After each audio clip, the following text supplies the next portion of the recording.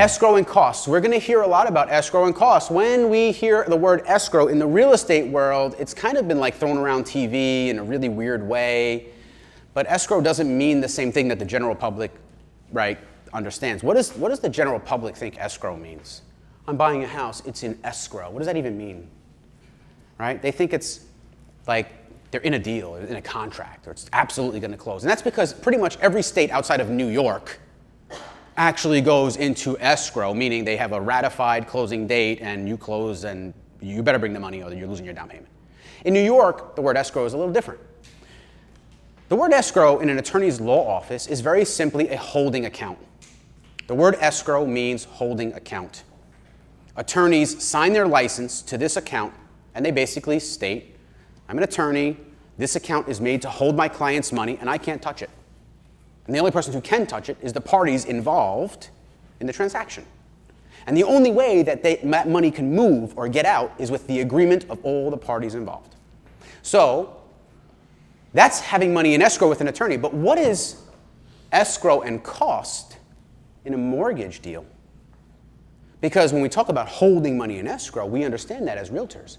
But when we start talking about escrow, we're talking about prepaid taxes and insurance on a house.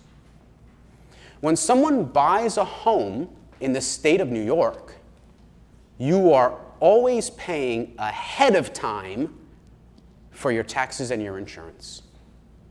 Right? You can't get through the year at the end of the year and say, oh good, I had no fires in my house. Here you go, insurance company, insure last year.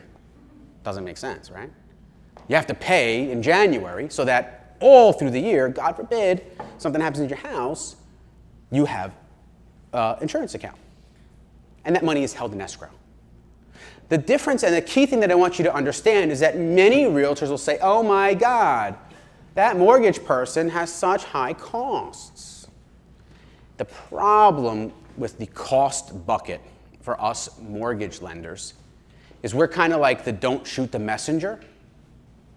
The costs of a mortgage loan, if you identify that with, let's say, the big box lenders, Bank of America, Chase, Wells Fargo, these guys, the cost is identified by what they charge you to close the deal.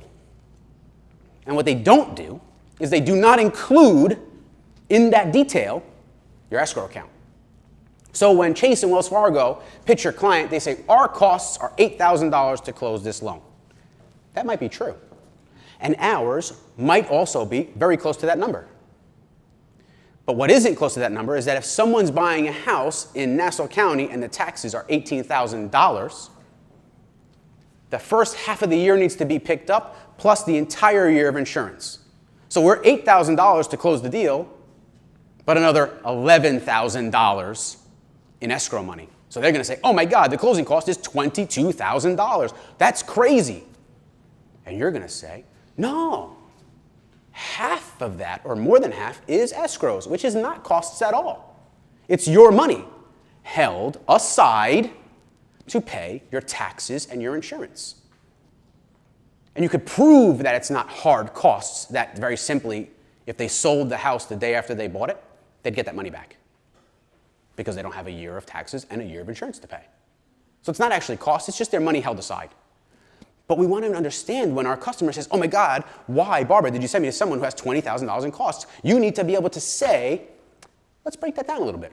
Let's understand that. Now, it's not your question to answer, but you gave him one answer. Let's break it down. Tell me what happened.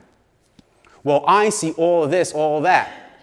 It sounds like you need to speak to our, let me throw them on the phone. Let's hear it together. Great. You get to level up. The customer gets to level up. It's par for the course. It's normal. And so I'm not surprised. I feel good. I have open communication. It's setting a better expectation. Home by a learning center. Everyone gets a house.